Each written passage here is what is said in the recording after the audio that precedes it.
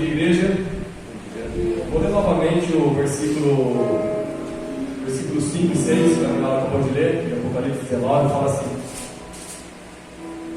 saiu uma voz do trono exclamando: dai louvores ao nosso Deus, todos os seus servos, os que temeis, os pequenos e os grandes.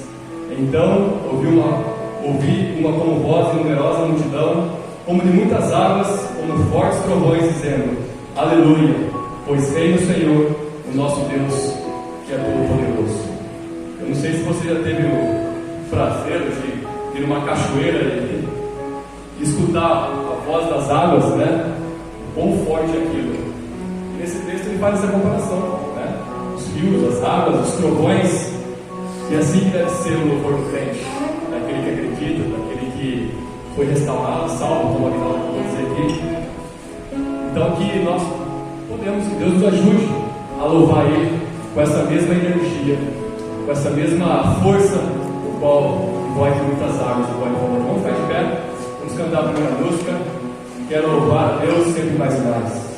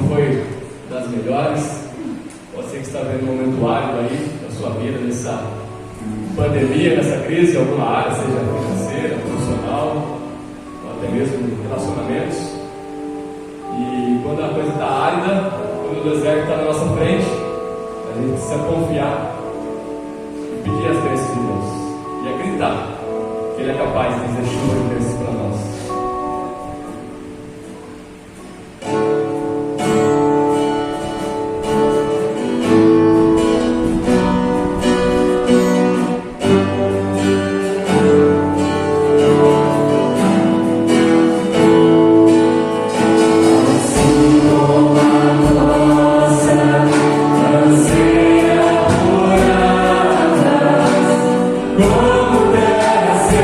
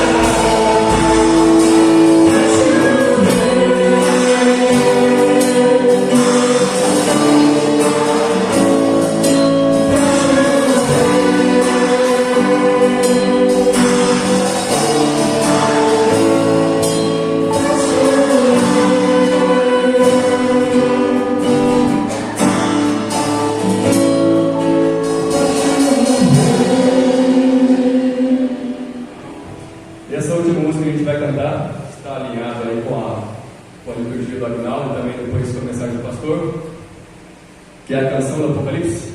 Ela é uma canção nova, então a gente não vai ter a letra. Então, se você quiser até sentar, pode sentar. E se puder fechar os olhos também e meditar na letra que a gente vai cantar aqui. Muitas pessoas, elas têm... Eu até fiz uma postagem nas minhas redes sociais essa semana, que aquela pessoa que tem medo da morte, ela não entendeu o que é a vida ainda. E para nós a vida é uma pessoa, é Jesus Cristo. Então você não precisa ter medo da morte, não. Pode ficar tranquilo. Quando fala de Apocalipse, né? O Apocalipse, as pessoas tremem. Não é nada. O Apocalipse é para nós sorrir e se alegrar, porque ele vai voltar. Ele vai levar a gente de volta quando a gente não deveria nem ter saído. Então que você entenda isso. Se você tem medo da morte, é porque você não entendeu qual é a verdadeira vida. Jesus é essa vida. Só Ele pode dar salvação, dar essa alegria de vida para nós. Se puder fechar os seus olhos, presta atenção na melodia, na letra.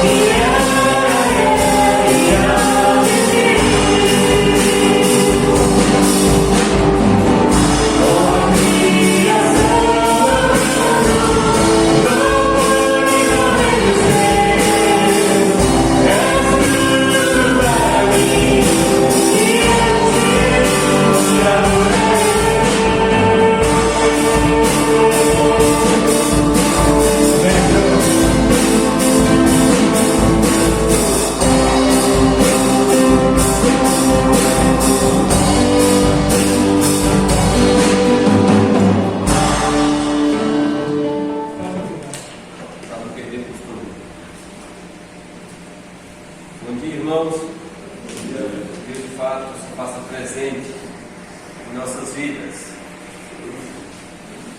Que você que veio, adentrou este lugar, que o Senhor de fato, através da sua palavra, fale poderosamente a sua vida, como tem falado a minha, certamente, como tem falado a vida de muitos, daqueles que viveram, daqueles que andaram na presença desse grande Deus. Você veio aqui para ouvir a voz do Senhor. Nós temos estudado as cartas das igrejas lá no livro de Apocalipse, e eu espero que você entenda o teor dessas cartas, que você diga para si mesmo: essa carta foi escrita para mim, essa carta foi escrita para a nossa igreja, essa carta foi escrita para a edificação, para a nossa edificação. Portanto, gostaria que você abrisse a sua Bíblia lá no livro de Apocalipse.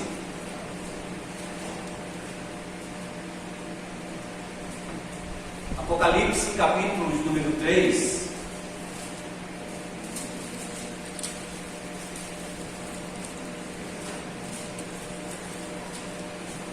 Carta à igreja em Sardes, Apocalipse, capítulo número 3. Nós leremos dos versos 1 até o versículo número 6.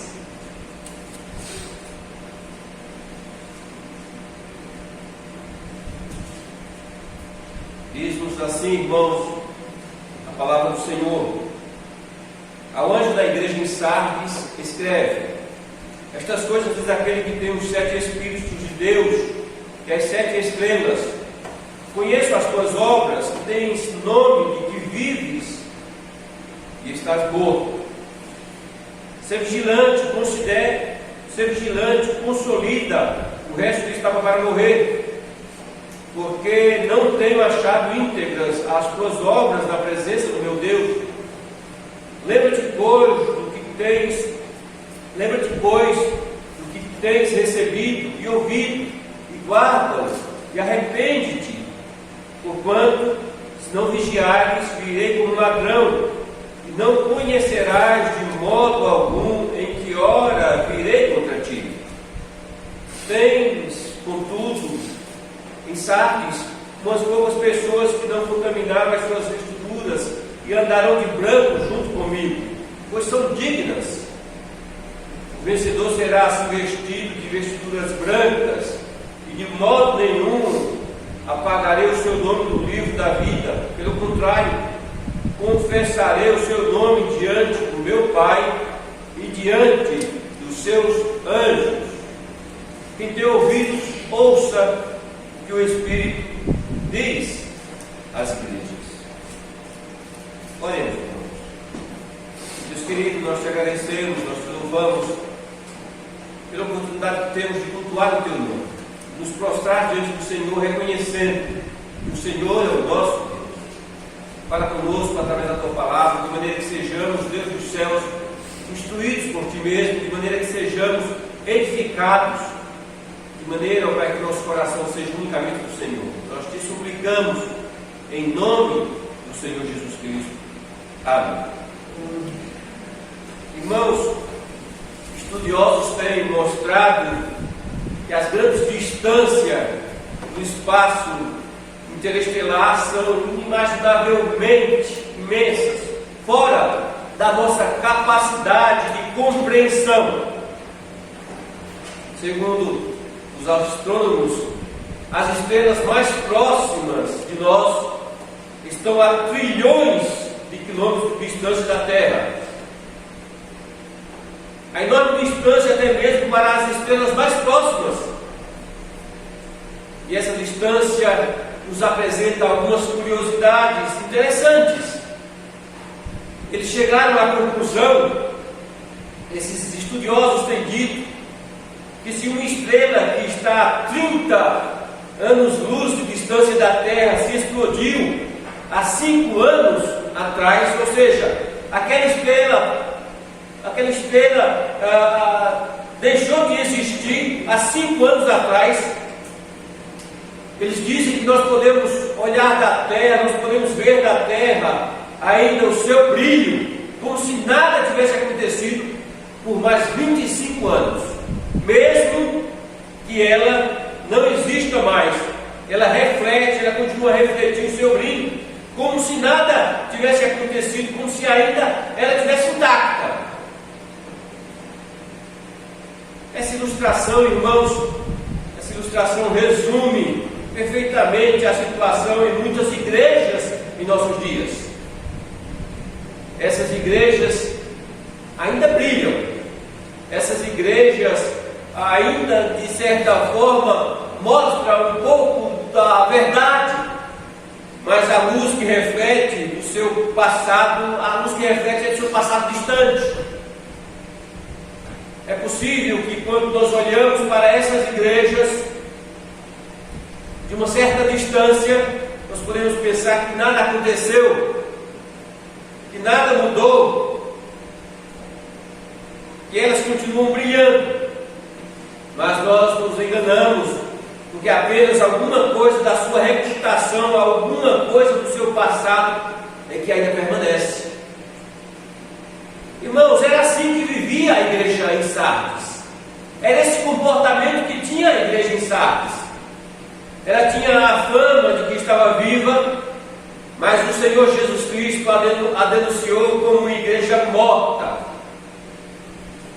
A espiral descendente, a degradação espiritual representada por essas igrejas aqui no Apocalipse, começando com a igreja de Éfeso, nós vimos que havia perdido o seu primeiro amor pelo Senhor Jesus Cristo, continuou com a vida mundana da igreja de Pérgamo, a tolerância ao pecado com a igreja de Tiatira, e atingiu em cheio a igreja de Sardes. A igreja de Sardes, irmãos, poderia muito bem ser denominada como a primeira igreja do joio. Essa foi uma igreja dominada pelo pecado. Essa foi uma igreja dominada pela incredulidade, uma igreja dominada pela falsa doutrina. E como aquela figueira que o Senhor Jesus Cristo falou, naquela parábola lá em Mateus 21, 19, a igreja de Sardes só tinha folha. A igreja em Sardes vivia uma pura enganação. A igreja de Sardes não possuía nenhum fruto, pura enganação. Essa, como as outras igrejas, como as outras 7 igrejas citadas aqui em Apocalipse, eram igrejas reais, irmãos. Eram igrejas que existiam na época do apóstolo João, mas também essas igrejas simbolizam, evidentemente, as igrejas mortas ao longo da história. Infelizmente, essas igrejas mortas, essas igrejas continuam a existir em nossos dias. Por isso, nós somos exortados, a palavra do Senhor, a dar a devida atenção a essa carta, porque essa carta foi escrita às igrejas, e mais propriamente essa carta foi escrita a mim e a você, para que nós tenhamos, para que nós estejamos atentos àquilo que a palavra do Senhor nos ensina. Irmãos, como na ilustração, a aparente luz do brilho dessa igreja era apenas ilusão. O Senhor, conhecendo aquela igreja, o Senhor disse: essas coisas diz aquele que tem os 7 Espíritos de Deus e as 7 estrelas. Essa, evidentemente, irmãos, era uma referência ao Senhor soberano, ao Senhor que conhece profundamente, governa todo o seu povo, governa a sua igreja. Surpreendentemente, o Senhor Jesus Cristo não se apresentou como supremo juiz, como ele fez a igreja de Tiatira. Embora a igreja de Sardes não tenha enfrentado um julgamento iminente, no entanto, essa introdução servia como lembrete para aquilo que estava faltando da verdade no meio dessa igreja. Eles entenderam o recado do Senhor. Era uma igreja desprovida do Espírito Santo. A igreja de Sardes, ela estava morta, embora, irmãos, tenham passado por ali grandes homens piedosos, homens que serviram ao Senhor, homens comprometidos com a palavra do Senhor. O pastor mais proeminente dessa igreja era conhecido como Mileto. Esse homem serviu ao Senhor como bispo nessa igreja até o final do segundo século. E muitos outros passaram por ali. Esse homem deixou escritos maravilhosos a essa igreja, bem como aos crentes que vieram depois dela, escritos a respeito da defesa da fé, como devemos viver a palavra do Senhor, como de fato devemos crer nas verdades do Senhor. Esse homem escreveu muito a respeito de como não brincar de sermos crentes. Esse foi um grande servo do Senhor. Então esse homem serviu de fato ao Senhor naquela igreja. Até certo ponto, irmãos, a história dessa igreja ele estava em paralelo com a história da cidade, onde essa igreja estava inserida. Fundada em cerca de 1200 antes de Cristo, Sardes tinha sido uma cidade fabulosa, uma cidade maravilhosa, uma das maiores cidades do mundo antigo, capital do extraordinário reino da Líbia. Grande parte da riqueza em Sardes vinha do seu ouro, do ouro que era extraído de um rio que passava próximo daquele lugar. A cidade também se beneficiou da sua localização, de uma proximidade com outras importantes rotas comerciais, de maneira que essa cidade era maravilhosa. O poder aquisitivo dessa cidade era maravilhoso. Além do tingimento de tecido, existia ali também uma forte produção de lã. Essa cidade, irmãos, como a cidade de Laodiceia, era extremamente fortificada, já que ela ficava no alto das montanhas. Essa localização introduziu nos habitantes de Sardes uma soberba, uma confiança demais, e essa confiança foi a porta de entrada para que os inimigos tomassem a cidade. Diz-nos a história que ela foi conquistada pelo rei da Pérsia em 449 a.C. E esse rei usou alpinistas para escalar as rochas, para entrar na cidade, destruir a cidade, e nunca mais aquela cidade recuperou a sua independência. Então essa cidade acabou sobre o poderio romano, sobre o controle romano. Nos dias de João, evidentemente, irmãos, Sardes ainda era uma cidade próspera, mas era uma cidade decadente. Seus dias de glória haviam ficado no passado, e assim como a cidade vivia também essa igreja. Tanto a cidade como a igreja que estava ali havia perdido a sua vitalidade, por assim dizer, o seu brilho, a sua glória, a sua importância. O que o Senhor da igreja, irmãos, tinha a dizer a uma igreja morta, a uma igreja de aparência? O que o Senhor da igreja, aquele que sonda mentes e corações, poderia dizer ou estava dizendo a essa igreja? Primeiramente, irmãos, há aqui uma grande preocupação. O Senhor diz: conheço as tuas obras, que tens nome, de que vives e estás morto. Versículo 2: porque não tenho achado íntegras as tuas obras na presença do meu Deus. Como o Senhor não tinha elogios a fazer a essa igreja, Cristo vai direto ao ponto, às preocupações que envolvia a essa igreja. A igreja de Sardes não podia enganar o onisciente, aquele que conhecia todas as coisas, aquele que sabia todos os seus atos. A morte espiritual, irmãos, no Antigo Testamento está sempre, eu não diria tão somente no Antigo Testamento, mas também no Novo Testamento, mas também no Antigo Testamento, ou seja, em toda a Bíblia, a morte espiritual está sempre conectada ao pecado. A igreja de Sardes era, como nós podemos dizer, era como um museu, em que animais empalhados são expostos em seus habitats naturais. Assim, irmãos, era a igreja de Sardes. Tudo parecia normal. parecia normal, mas nada ali tinha vida. Nada tinha vida, porque o pecado matou aquela igreja.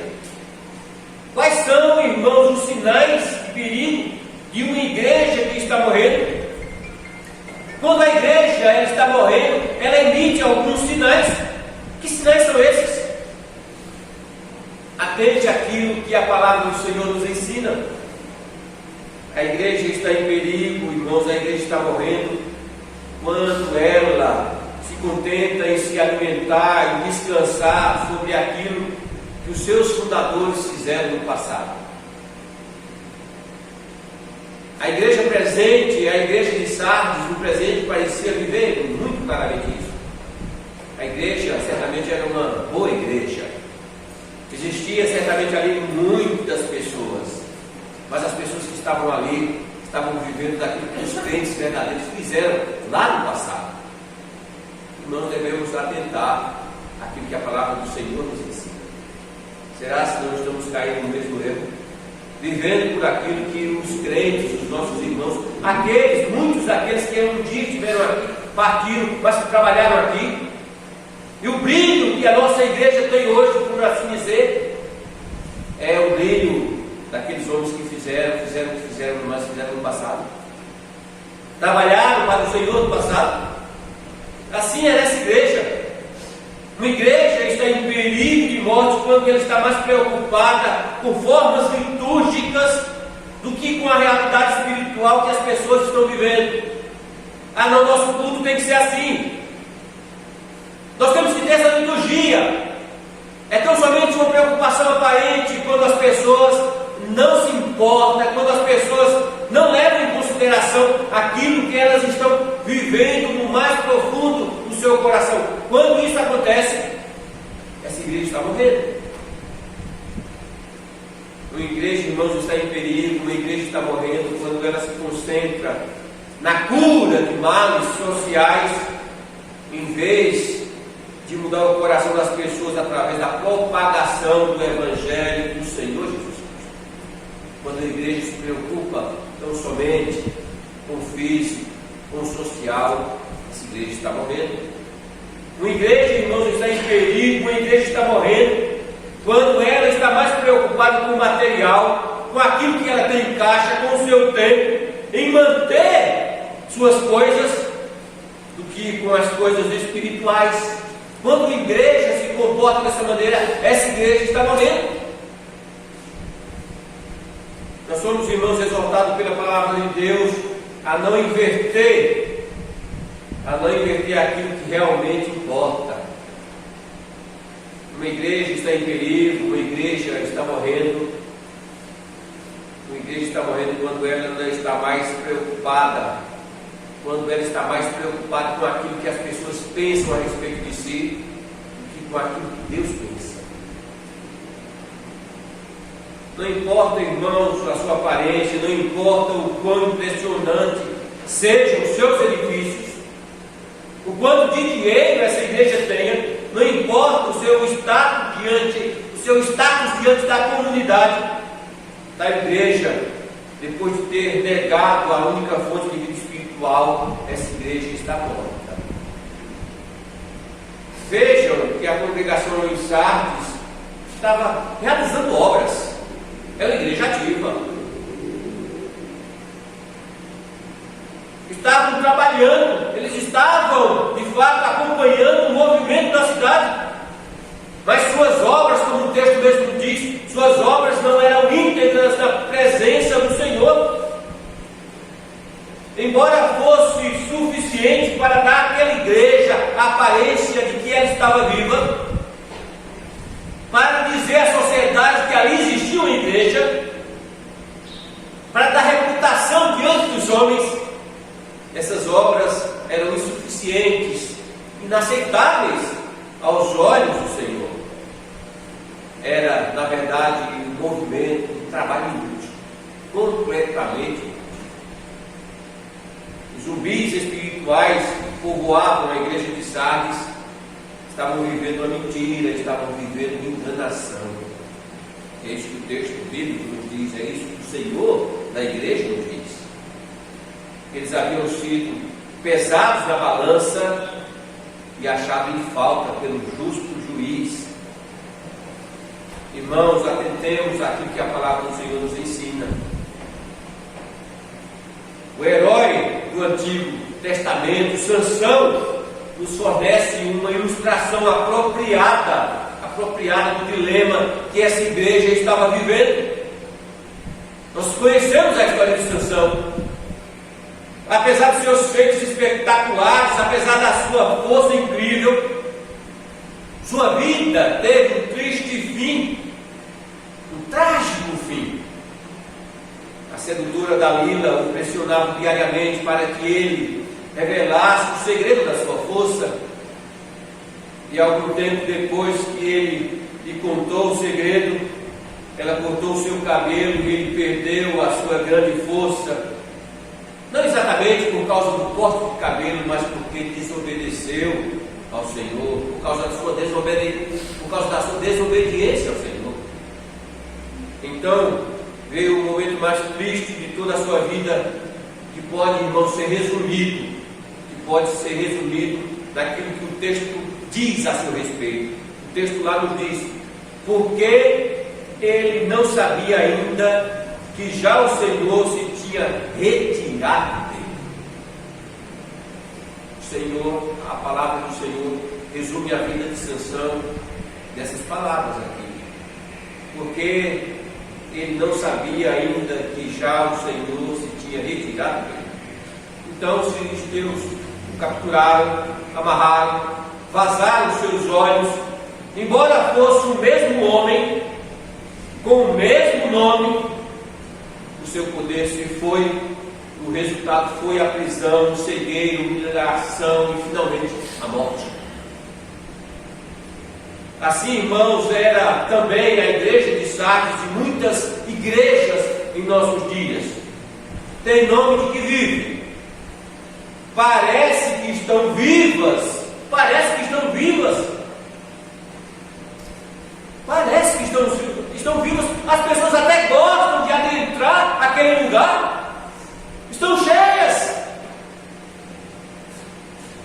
Aquela igreja um dia foi espiritualmente viva. Aquela igreja um dia, a igreja de Sardes, um dia foi espiritualmente forte.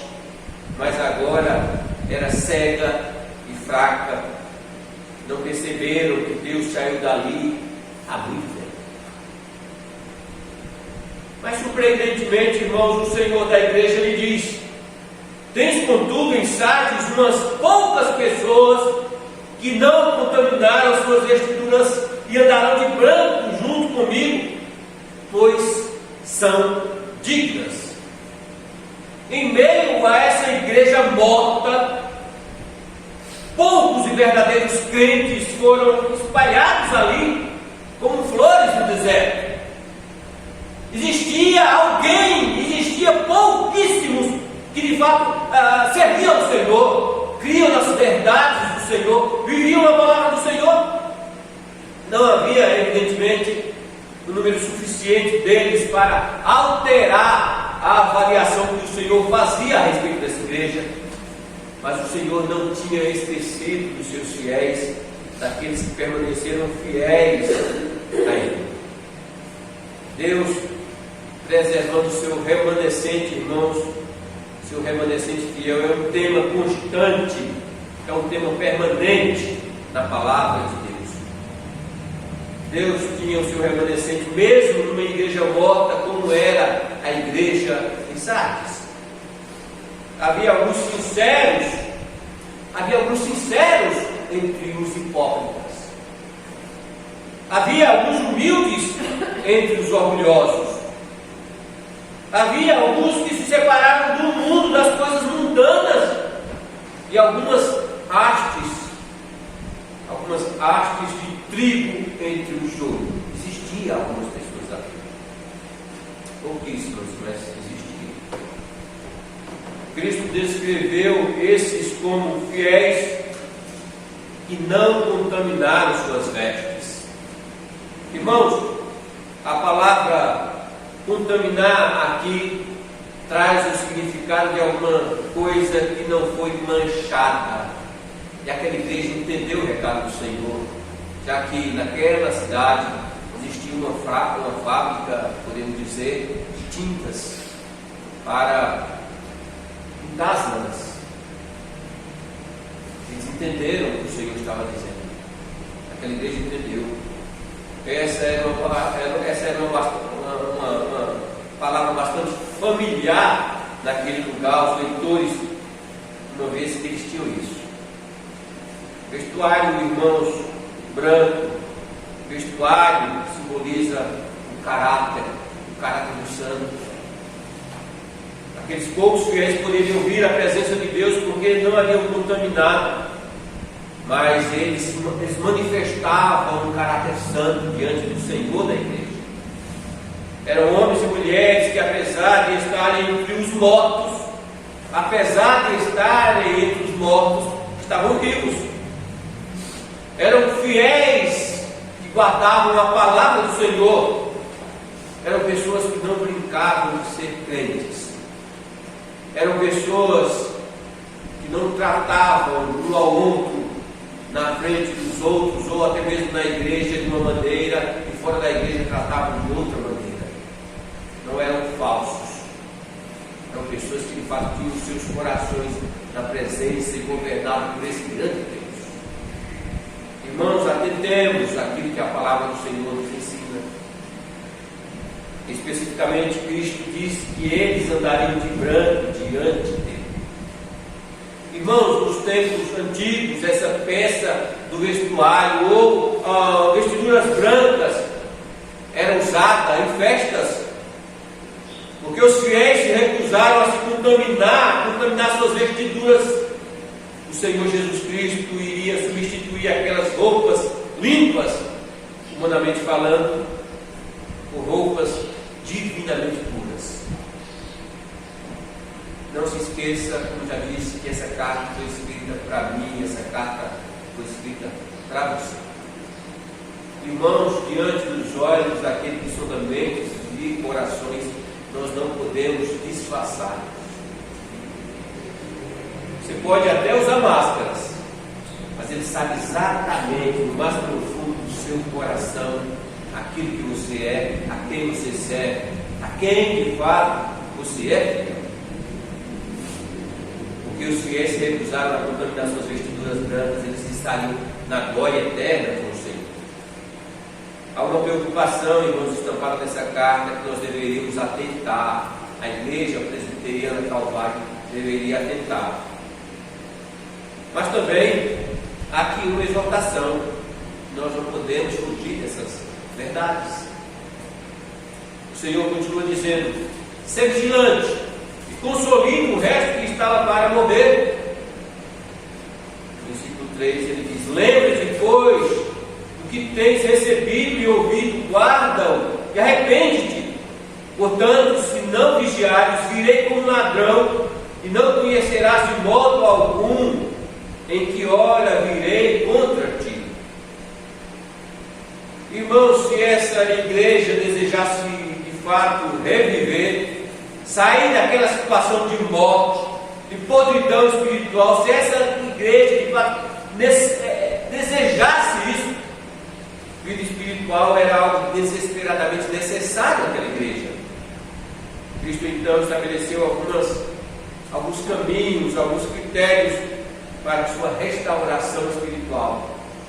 Primeiro, irmãos, eles precisavam acordar. Precisavam enfrentar a realidade dos seus pecados. Precisavam entender que de fato estavam mortos, mesmo que a sociedade achasse que de fato eles estavam vivos. Existia ali naquele lugar vida, mas o Senhor da igreja dizia: não, vocês estão mortos. Não havia tempo para a indiferença. Eles não poderiam apenas seguir o fluxo, eles tinham que reverter essa situação. Os remanescentes, os fiéis que ali estavam, precisavam olhar para o que estava acontecendo em sua igreja, avaliar aquela situação e trabalhar duramente para mudar as coisas, confrontando o pecado, o erro de fazer a diferença naquele lugar. Irmãos, nós não podemos oferecer aquilo que nós não temos.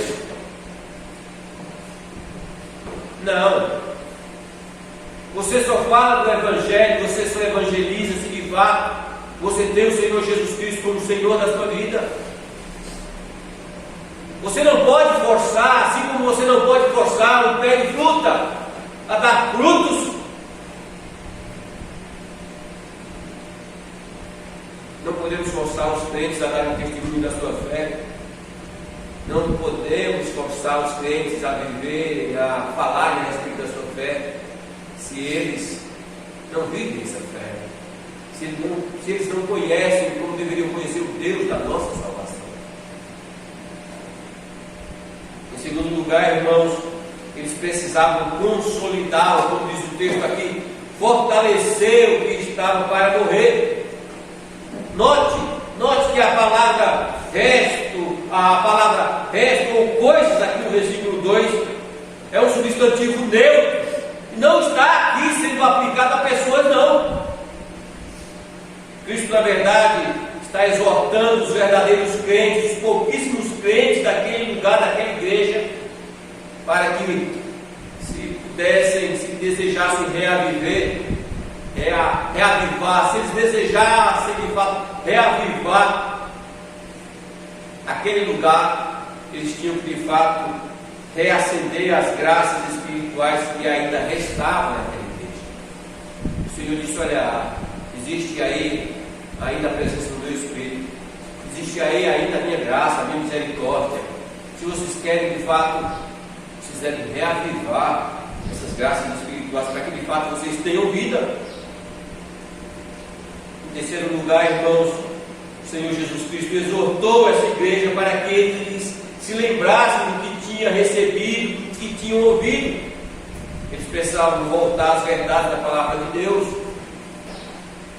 Os crentes de Sardes precisavam reafirmar sua crença na verdade acerca do Senhor Jesus Cristo. Eles precisavam reafirmar a verdade acerca do pecado, da salvação, da santificação. Eles precisavam fazer isso. Muito mais afirmar essas verdades em suas vidas do que propriamente através dos seus lábios. Eles precisavam urgentemente fazer isso. Eles precisavam estabelecer, irmãos, uma base sólida para viver, como base para a sua renovação espiritual. Eles precisavam levar a palavra de Deus a sério. Em quarto lugar, irmãos, depois de terem voltado às verdades da palavra de Deus, eles precisavam perseverar. Eles precisavam se manter firmes. Finalmente, eles precisavam se arrepender. Se aquela igreja ouvisse as palavras do Senhor, a advertência do Senhor, certamente eles seriam reavivados. Mas se não dessem ouvido às advertências do Senhor, as consequências seriam catastróficas. Cristo, o Senhor Jesus Cristo, mesmo advertiu: se vocês não acordarem, virei como ladrão e não saberás a que horas virei. Esse aspecto bíblico do falar, irmãos, virei como ladrão, sempre carrega a ideia do julgamento de Deus. Esse julgamento não está relacionado com a segunda vinda do Senhor Jesus Cristo. Não. O Senhor Jesus Cristo estava dizendo àquela igreja: eu estou prestes a realizar o meu julgamento no meio de vocês. Estou prestes a agir dessa maneira, de maneira que vocês sentirão o peso da minha mão, caso eles continuassem na condição em que eles estavam. A única maneira, irmãos, de evitar o julgamento severo de Deus, de evitar a mão de Deus pesando sobre nossas vidas, é de fato guardar a verdade, é viver a verdade, viver o caminho da vida espiritual que nos foi estabelecido pela palavra de Deus. Cuidado, igreja. Cuidado, irmãos. Não nos esqueçamos dessas verdades que aqui estão sendo colocadas diante dos nossos olhos. Não nos esqueçamos. Vida com Deus precede trabalho para Deus. Atente a isso. O Senhor estava preocupado com a situação dessa igreja e amorosamente exorta. Por fim, irmãos, há aqui também promessas. O Senhor Jesus Cristo diz: o vencedor será se vestido de vestiduras brancas, e de modo nenhum apagarei o seu nome do livro da vida. Pelo contrário, confessarei o seu nome diante de meu Pai e diante dos seus anjos. O Senhor Jesus Cristo descreveu, irmãos, as recompensas que aguardam aqueles que participam, aqueles que desejam esse reavivamento espiritual. Serão vestidos de branco. Cristo promete vestir os seus fiéis de glória, de santidade eterna. Ele não apenas fará isso, como também prometeu que não apagaria os seus nomes do livro da vida, mas que os confessariam diante do seu Pai, bem como diante dos seus anjos. Irmãos, atente a essas verdades. Naquele dia, ele há de afirmar que esses pertencem ao Senhor. Todo aquele, disse o Senhor Jesus Cristo, todo aquele que me confessar diante dos homens, também eu confessarei diante do meu Pai que está nos céus. A carta a essa igreja termina como as demais cartas. Quem tem ouvidos, ouça o que o Espírito diz às igrejas. Os espiritualmente mortos dessa igreja precisavam atender à advertência do Senhor. Eles precisavam acordar antes que fosse tarde demais. Irmãos, o que aconteceu com essa igreja? Você imagina? O que aconteceu com essa igreja? Eles acataram o aviso do Senhor? Será que houve no meio dessa igreja um reavivamento espiritual? Será que eles atentaram de fato aquilo que essa carta, ao teor dessa carta? Apesar de um homem tão proeminente, um servo consagrado de Deus como Mileto ter servido aquela igreja por anos e anos, houve ali alguma mudança?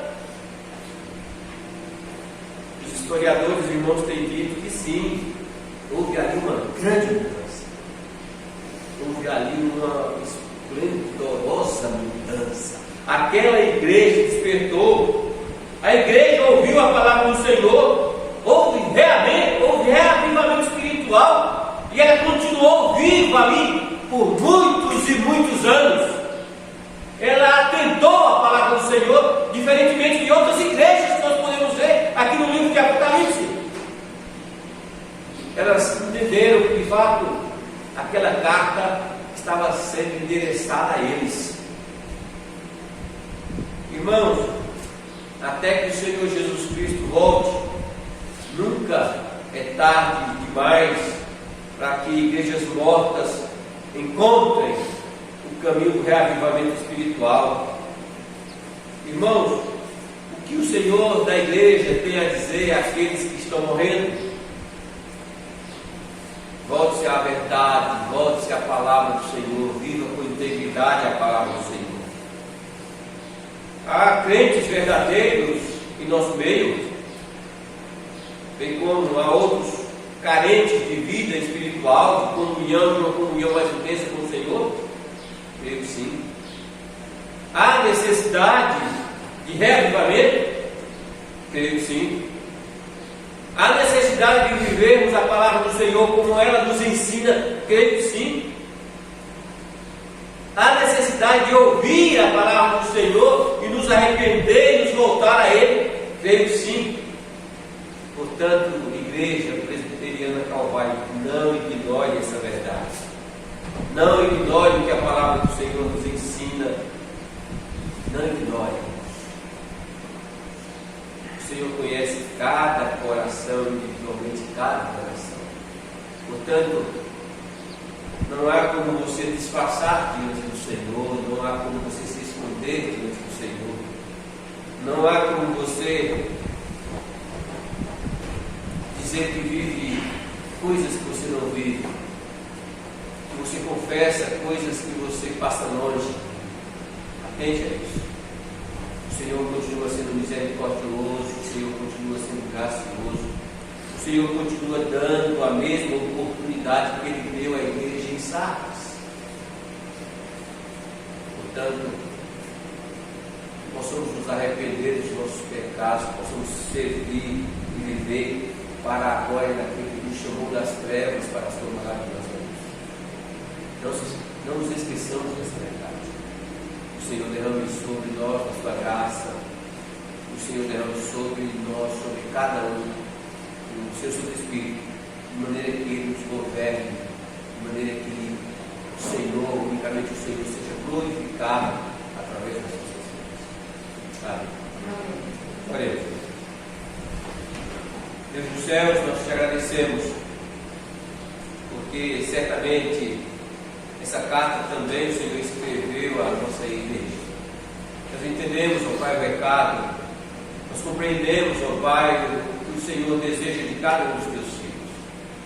E como aconteceu na igreja de Sardes, que haja de fato reavivamento espiritual, possamos dar a devida atenção à tua palavra, possamos viver, Deus dos céus, tão somente para a glória do teu nome. Abençoa-nos, nós te suplicamos, em nome do Senhor Jesus Cristo. Amém.